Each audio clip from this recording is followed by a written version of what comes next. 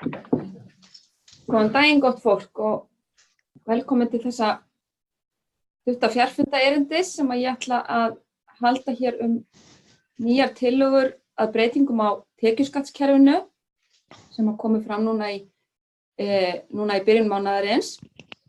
Ég ætla að reyna að segja ykkur stuttlega frá þessum hugmyndum sem fjármálaráðherra kynnti og sýna ykkur nokkur dæmi áhrif þessara breytinga. Svona til upprifjunar og til að setja þetta í samhengi við það sem við erum að fást við, að þá á þetta auðvitað rætur sínar, getum við sagt, í yfirlýsingu stjórnvalda sem kom í tengslum við kjarasamningana í vor, þar sem auðvitað af hálfu verkalýðshreyfingarinnar var mikil áhersla á það að það yrðu gerðar umbætur í skattamálum. Og þetta eru ákvæðin varðandi það sem rötuðu inn í yfirlýsinguna. Það segir að komið verði á fót 3 þrepa skattkerfi með 9 lágtekjuþrepi. Miðað verði við að ráðstöfunartekjur tekjulægsta hópsins aukist 10.000 krónur á mánuði. Skattleysismörkum þeim verði haldið föstum að raunvirði á innleiðingatímabilinu, sem reyndar ekki skilgreint í yfirlýsingunni hvert þetta innleiðingatímabil er, en að því loknu þá muni persónuafsláttur og skattþrep hækka umfram verðbólgu sem nemi framleiðni aukningu, eins og það er orðað. Við kannski skoðum þetta aðeins betur á eftir. Og sömuleiðis talaði að það verði markvisst dregið úr samnýtingu sambúðaraðila á skattþrepum. Nú eins og ég sagði, þá kynnti fjármála- og efnahagsráðherra nýjar tillögur. Þið muni kannski eftir því að fyrstu tillögur sem hann kynnti komu í febrúar síðastliðinn, áður en að við gerðum kjarasamninga í vor, og það voru tillögur sem verkalýðshreyfingunni almennt hugnuðust ekki sérstaklega vel, því að þær gerðu í raun og veru ráð fyrir því að skattkerfisbreytingin skilaði nokkurn veginn sömu niðurstöðu fyrir alla tekjuhópa og við lögðum hart gegn þeim. En nú kynnti fjármálaráðherra nýjar tillögur sem eiga að koma betur til móts við þær áherslur sem settar voru í tengslu við kjarasamningana. Við förum bara fyrst yfir svona helstu atriðin sem eru í þessum tillögum. Þá þarna verið að leggja til að innleitt verði á ný 3 þrepa skattkerfi, verði bætt við einu 9 þrepi sem verður lágtekjuþrep, það verður þá lægra en núverandi lægsta þrep. Persónuafslátturinn verður áfram við lýði, hann hins vegar lækkar á innleiðingatímabilinu, en það mikilvægt í þessu samhengi að horfa á hann í samhengi við hið nýja lágtekjuþrep og horfa á hvernig skattleysismörkin sjálf að þróast, því það auðvitað kannski það sem raunverulega skiptir máli, það samspil persónuafslátturins og skattprósentunar. Og þegar maður horfir á þetta í samhengi, að þá haldast skattleysismörkin óbreytt að raunvirði á innleiðingatímabilinu vegna lægra grunnþreps eða lægra lágtekjuþrepsins. Þegar að innleiðingunni lokið, þá til framtíðar munu bæði persónuafslátturinn og þrepamörkin í nýja kerfinu hækka samkvæmt nýju viðmiði, eins og talað var í yfirlýsingunni, sem verðlags- og framleiðnivísitala. Og þetta í svona stuttumáli þýðir það, í fyrsta lagi þá mikilvægt að þessir 2 þættir, bæði persónuafslátturinn og tekjumörkin í skattkerfinu, hækki samkvæmt sama viðmiði. Því að við þekkjum vandamáli sem hefur skapast á síðustu árum þegar að persónuafslátturinn hækkaði miðað við verðlag, á meðan að þrepamörk í kerfinu hækkuðu til samræmis við launavísitölu, sem þýddi það að það var mikið misgengi og skattbyrði þeirra sem þurfa að reiða sig meira á persónuafsláttinn, sem eru í lægri tekjuendanum, skattbyrði þeirra jóks miklu meira en þeirra sem eru í efri endanum, og þar sem að þrepamörkin hafa meira að segja. Þannig að það að minnsta kosti búið að taka á þarna þessu misvægi sem hefur myndast á milli þessara tveggja, og nú munu þessir 2 þættir þróast með sama viðmiði. Það sem aftur á móti við getum sagt varðandi þetta viðmið að við getum sagt að þetta búið að setja svona inn ákveðna sjálfvirka bremsu varðandi það að ef að við semjum launahækkanir sem eru mjög langt umfram verðlag og framleiðni, umfram framleiðni vöxt, að þá mun það sjálfkrafa leiða til þess að skattbyrði hækkar. Það er gert ráð fyrir að þessar breytingar sem að ráðherra kynnir verði innleiddar í 2 áföngum.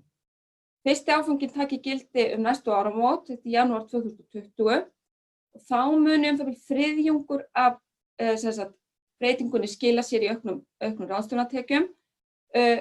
Stærsti hlutinn hins vegar tekur gildi eftir rúmlega ár, 1. janúar 2021, og þá muni það bil 2/3 hlutar af breytingunni skila sér. Og ég sýni ykkur betur á eftir hvernig þetta svona trappast inn. Varðandi sambúðargjald og ákvæðið samsköttun að það verði dregið úr samsköttun. Það hefur nokkuð verið rætt þetta og misskilningsgætt að það eigi að fara að banna samsköttun. Það hins vegar ekki raunin. Það verður áfram heimilt að telja saman fram til skatt, sambúðaraðilar geta áfram talið saman fram, og það verður áfram heimilt að samnýta persónuafsláttinn, millifæra hann ef annar aðilinn fullnýtir ekki persónuafsláttinn sinn. Það verður líka áfram heimilt að samnýta skattþrep eins og verið hefur. Og það má taka það fram að þetta heimild sem í dag og þetta nýtist fyrst og fremst þeim þar sem annar aðilinn hefur mjög háar tekjur en hinn mjög lágar eða engar tekjur. En þetta hefur verið skattafsláttur til mestmegnis tekjuhærri hjóna. En það verður sem sagt áfram heimilt að samnýta milli þrepa. Það sem hins vegar gerist með innleiðingu á nýju lágtekjuþrepi að áhrifin af þessu verða minni. Ég tek þarna svona bara til að gefa einhverja grófa mynd að þessu að nú sem sagt heimilt að færa það bil 5,5 milljónir á ári úr hæsta þrepi, sem sagt 46,24% þrepinu, niður í hitt þrepið. Nú eru náttúrulega bara 2 þrep í skattkerfinu, þannig að það er bara hægt að færa á milli þessara 2 þrepa. Þannig að nú heimilt að færa sem sagt úr 46% þrepinu niður í lægra þrepi sem núna 36,94%. Það sem gerist hins vegar við upptöku nýs grunnþreps að það verður ekki heimilt að færa frá hæsta þrepi alla leið niður í grunnþrep, heldur verður heimilt að færa frá 3. upp í annað þrep. Og þetta fjárhæðin verða 3,6 milljónir sem verður að færa úr 46% þrepinu í 37,94% þrepi sem verður nýja miðþrepi. Þannig að áhrifin af þessu verða minni en þetta verður áfram möguleg. Aðeins bara að svona áhrifinum á stóru myndina á tekjur ríkissjóðs. Þetta breyting sem í heildina mun hafa áhrif til lækkunar á tekjum ríkissjóðs á næsta ári það bil 5,5 milljarð. Og þá erum við að miða við hvað hefði gerst ef við hefðum viðhaldið óbreyttu tekjuskattskerfi. Á árinu 2021, þegar kerfi verður að fullu innleitt, þá gert ráð fyrir að þetta hafi áhrif til lækkunar á tekjum ríkissjóðs 21 milljarð. Það er áhrifin á ársgrundvelli, getum við sagt, þegar þetta verður að fullu tekið gildi. Nú það sem auðvitað veldur nokkrum áhyggjum, þó ég ætla kannski ekki að fara út í það sérstaklega hér, en á þetta hefur auðvitað verið bent og þetta er hluti af þeirri ályktun sem miðstjórn samþykkti þessi mál á síðasta miðstjórnarfundi, að þá veldur auðvitað nokkrum áhyggjum að þarna verið að auðvitað lækka tekjur ríkissjóðs umtalsvert og þegar að við settum fram okkar áherslur í skattamálum í aðdraganda kjarasamninga, lögðum við auðvitað áherslu á það að samhliða svona breytingu á tekjuskattskerfinu þá þyrfti að fara í aðrar tekjuöflunar aðgerðir á móti, því að hugmyndafræðin væri ekki að lækka tekjur ríkissjóðs, heldur breyta því hverjir greiddu það, og það þyrfti þá að horfa til þeirra sem væru aflögu færir hvað það varðar. En það aftur á móti engin eða mjög takmörkuð áform það í því fjárlagafrumvarpi sem fylgdi þessu. Svo við höldum okkur við kerfisbreytinguna sjálfa. Hér tafla sem sýnir hvernig breytingarnar verða innleiddar. Við ætlum að leggja áherslu á að þetta eru þær fjárhæðir sem munu gilda ár hvert. Þannig að þetta eins og við köllum það á verðlagi hvers árs. Og þarna sjáum við hér núgildandi kerfi eins og það eru bara 2 þrep í núgildandi kerfi. Það lægra þrepi sem 36,94 og efra þrepi sem 46,24 og persónuafslátturinn í dag 56.447 krónur. Nú þetta breytist eins og ég sagði áðan í 2 skrefum. Á árinu 2020 verður tekið upp þetta nýja grunnþrep. Það verður fyrst í stað 35% ríflega á árinu 2020 á tekjur undir 341.400 krónur ríflega. Á árinu 2021 lækkar svo grunnþrepið niður í 31,44% og verður þá á tekjur undir ríflega 352.000. Og sömuleiðis með miðþrepið, það fer upp í 37,19% á árinu 2020, hækkar svo upp í 37,94% á árinu 2021, í seinni áfanganum. Efsta þrepið hins vegar það helst óbreytt allan tíman. Þannig það ekki verið að hækka, getum við sagt, hátekjuþrepið. Það ekki verið að breyta því neitt í þessu kerfi. Eins og ég sagði áðan, þá að nafnvirði, þá lækkar persónuafslátturinn yfir tíman, en í samhengi við hið nýja lágtekjuþrep að þá, að eins og við köllum það raunvirði, þá eru skattleysismörkin óbreytt. En hér hef ég skrifað þau eins og þau verða á nafnvirði hvers árs. Við skoðum þetta svo aðeins með öðrum hætti hérna á eftir. En það sem hér talið sem skattprósentu eða tekjuskatt, það samanlagður tekjuskattur og útsvar, eða það sem við venjulega vísum til sem staðgreiðsluprósentu. Þetta nú svona til þess að bara gefa ykkur yfirlit yfir það hvernig þetta mun líta út. Nú ef við horfum aðeins á áhrifin af þessu, og hér erum við að horfa á þetta eins og þetta mun líta út 2021 þegar kerfið að fullu innleitt. Nú ætla ég að hafa smá formála þessar útreikningar sem að koma hér á eftir. Það auðvitað hægt að meta áhrifin af svona með ýmsum hætti. Það sem að ég hef hins vegar gert í þeim útreikningum sem að ég birti hér að ég hef reiknað hið nýja kerfi á verðlagi ársins í ár. Þannig við séum alltaf að bera saman, getum við sagt, sambærilega verðmætar krónur. Vegna þess að það erfitt að bera saman kerfi í dag og laun fólksins og þau í dag við eitthvað sem gerist eftir 2 ár. Vegna þess að þá erum við, fyrir það fyrsta, þá mjög líklega ekki sami einstaklingur sem á 350.000 krónur launum í dag eins og verður það eftir 2 ár.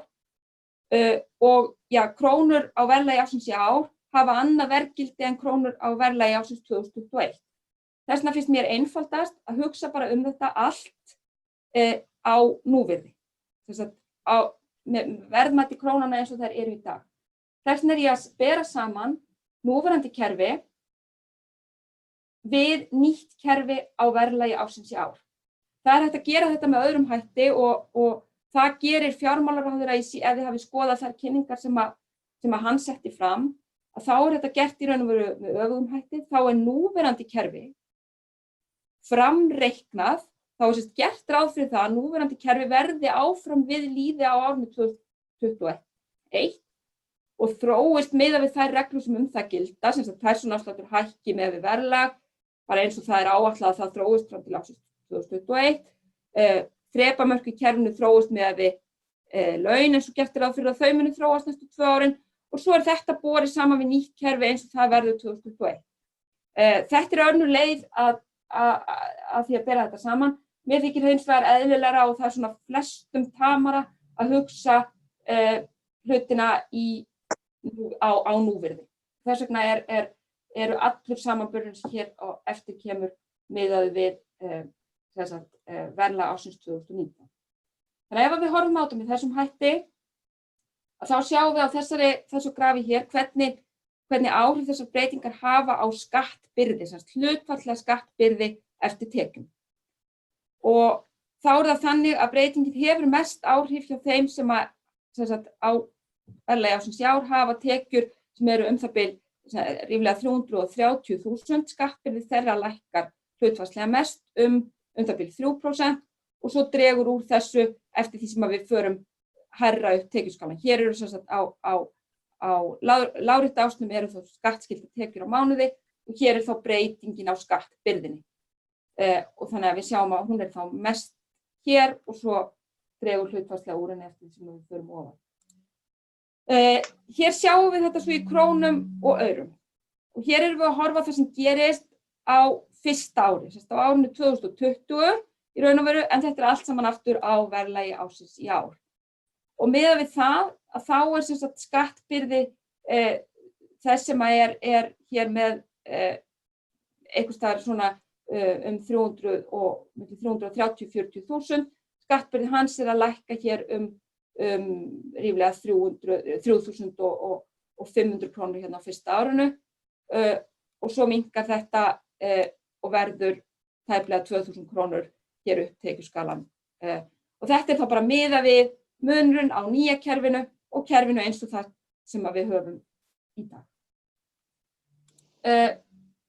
Svo á seinni árinu þegar þetta verður að fullu innleitt, þá verður munurinn á núverandi kerfi og nýju kerfi ríflega, þetta eru hérna 9.700 krónur ríflega fyrir þá sem eru með tekjur hér í kringum 330-40.000 og svo lækkar þetta og verður hér tæplega 4.000 krónur hjá þeim sem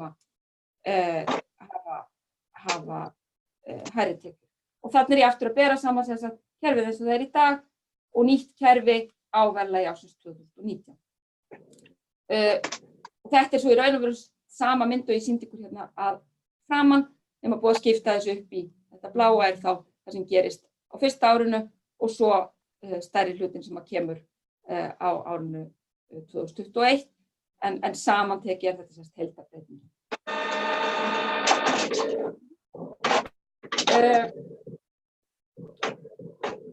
Svo hef ég sett hér upp bara til að skýra þetta enn frekar hvernig áhrifin af þessu eru með við mismunandi tekjur að þá eru hér á aftan töflur með dæmum fyrir nokkra einstaklinga með mismunandi háar tekjur og hér til dæmis dæmi fyrir einstakling sem á núgildandi lágmarkslaunum og þetta aftur öll þessi dæmi miða við að ég búin að bakreikna nýtt kerfi til ársins 2019. Þannig að þess vegna til dæmis ekki samræmi í tölunum hér og í töflunum sem ég sýndi ykkur fyrr í kynningunni þar sem eru fjárhæðir á verðlagi hvers árs sem eins og kerfi mun gilda þegar gert ráð fyrir að það taki gildi. Þannig að bara áttu ykkur á því að þið eruð að samlesa þetta þá eru fjárhæðamörkin ekki eins vegna þess að þetta á verðlagi mismunandi árs. En hér sjáum við áhrifin bara í krónum og aurum og í skattbyrði með mismunandi tekjur. Við sjáum að einstaklingur sem á lágmarkslaunum í dag, hann hefur skattstofn upp á ríflega 304.000, munurinn á laununum og skattstofnunum einfaldlega lífeyrissjóðsframlagið, það dregið frá áður en að skattstofnun myndaður og 4% lífeyrissjóðsframlag launamanns. Í dag borgar einstaklingur sem á lágmarkslaunum tæplega 56.000 krónur í skatt, skattbyrðans þá 17,6%. Á næsta ári lækkar þetta þó í ríflega 53.000 og þegar innleiðingin að fullu komin fram á árinu 2021 þá gert ráð fyrir að þetta verði orðið 47.600 ríflega og skattbyrðin komin niður í 15%. Ef við horfum svo á þetta fyrir einstakling sem með 350.000 hefur þá skattstopp sem þarna 336.000. Þetta í raun og veru það sem það bil það sem það sem að lækkunin hvað mest. Það í raun og veru það sem að tekjumörkin að fyrsta þrepinu þar eru áhrifin af breytingunni mest. Þessi einstaklingur greiðir í dag í tekjuskatt út í staðgreiðslu 67.600 krónur ríflega og skattbyrði hans 19,3%.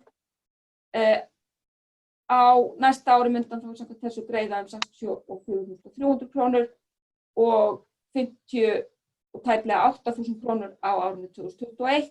Breytingin þá þarna tæplega 9.700 krónur og skattbyrðin hefur sem sagt breyst 2,8%. Svona getum við haldið áfram. Hér ég með dæmi eitthvað sem hefur 500.000 krónur í laun og 480.000 krónur í skattbyrði hans að breytast ríflega 8.200 krónur. Með þetta, hér eitthvað með 750.000 skattbyrði hans breytist 5.800. Þetta auðvitað hlutfallslega lækkunir auðvitað minni eftir því sem við förum upp tekjuskalan og svona getum við haldið áfram. Hér eitthvað sem hefur milljón í laun og skattstofn upp á 960.000 greiddur skattur hjá þessum einstaklingar að fara úr 301.000 ríflega niður í 297.400 ríflega, lækkar 3.700 krónur og svo að endingu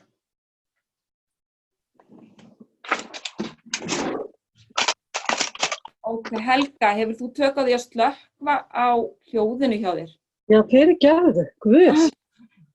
Takk fyrir, truflaði mig nú ekki bara í þetta ábendingu utan á bæ og það heitir. Nú þetta orðið gott. En þetta nú svo sem síðasta glæðan sem ég ætla að sýna ykkur hérna. Þetta þá eitthvað sem hefur laun sem eru 1200.000 og skattbyrði hans þá að lækka hér með þessa framsetningu 3.000 krónur til ársins 2021 og þessi síðasta glæra hún í raun og veru getur gilt upp tekjuskalan.